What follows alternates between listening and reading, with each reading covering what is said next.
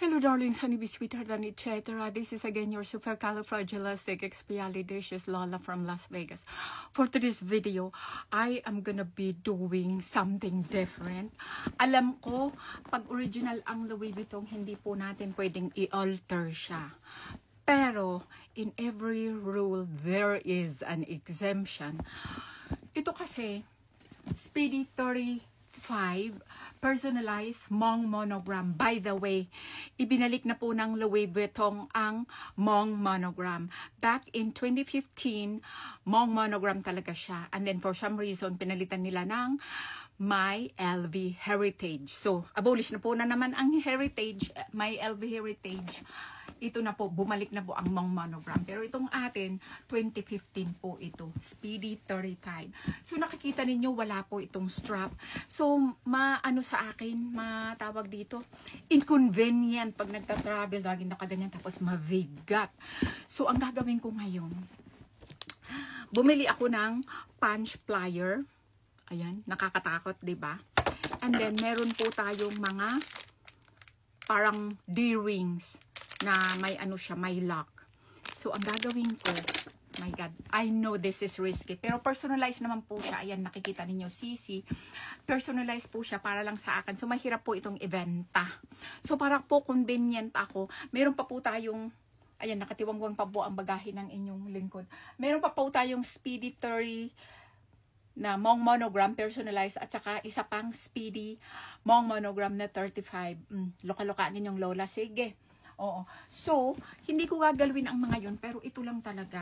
So, first thing first, we are going to determine kung saan tayo gagawa ng butas, the hole. So, dahil dito ang medyo makapal siya, may protection. Ganito yun sa loob. Nakalagay na yung aking mga avovot kasi nga, bibiyahe tayo, ano. God bless me, Lord, na yung ating vertigo ay hindi na naman aatake. So, nakita ninyo, mayroon siyang space dyan. So, dyan ko siya bubutasan. And then, hold on a second. And then, ayun po yung ating strap. Actually, strap ito ng aking Métis trunk na ibinalik ko sa Louis Vuitton dahil nag-chip ang kanyang glazing. So, nung ibinalik ko, parang for some reason, hindi na bumalik. After 3 months, nagreklamo na po ako sa Louis Vuitton Crystal Smalls. So, pinalitan nila kasi parang nawala na yun at hindi na ako pakapaghintay. May offer sa akin na kung gusto ko raw palitan. So, nakikita nyo yan, yung aking Nautical Damier Azur na Never Full. So, ayan po yung pinalit, diba? Diba? Wala pa kasi akong Azur na Never Fall. So, binili ko na lang yung kasi hindi ako talaga mahilig sa Azur. Okay, so let's get started. So, i-determine natin kung saan natin ilalagay itong ring na to na may lock siya. So, for the security, ganyan po yan. So, I hope it will work. And if not, it is my call, right? It is my rest. Okay. First of all, i-unlock muna natin itong. Saan kaya ang gagawin natin? Maliit lang kasi siya eh. So, we will choose the hole na parang, hold on a second. I-unlock muna natin siya. Parang ito yata. So, okay lang siguro to.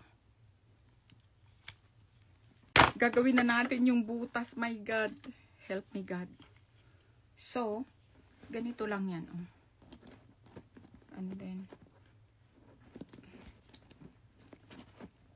aray. So, I am gonna be making sure na sa gitna siya. Kailangan ko yata ng salamin ko. My God.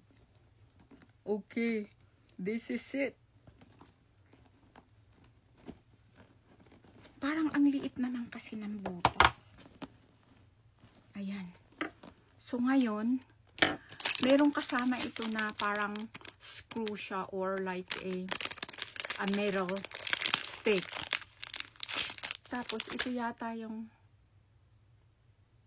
ilalagay natin sa ano. Aray.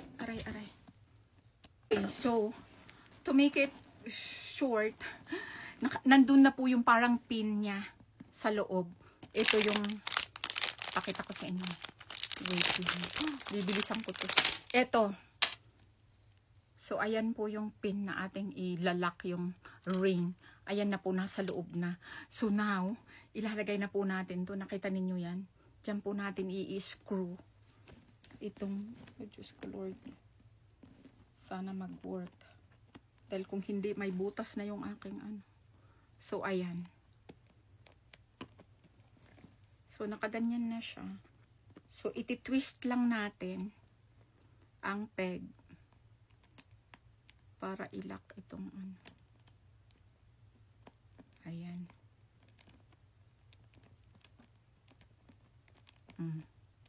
Iti-twist lang ng mabuti. So, ngayon, gagamit tayo ng screw para ano talaga siya, matibay. Oh my goodness. I can't believe I am doing this.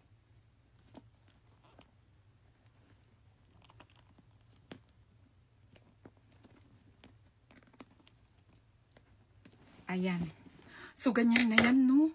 So, let's try kung kasya ba ito. So, ganyan na siya. So, let's do the other side. I'll be right back. Oh my God. Mga darlings, Sunny B Sweetheart na etc. I think I made it. Okay. The moment of truth. So, ilalagay natin yung ano, yung strap. Oh my God. Let's hook up the strap. Tingnan natin. May laman na po ito. O, diba?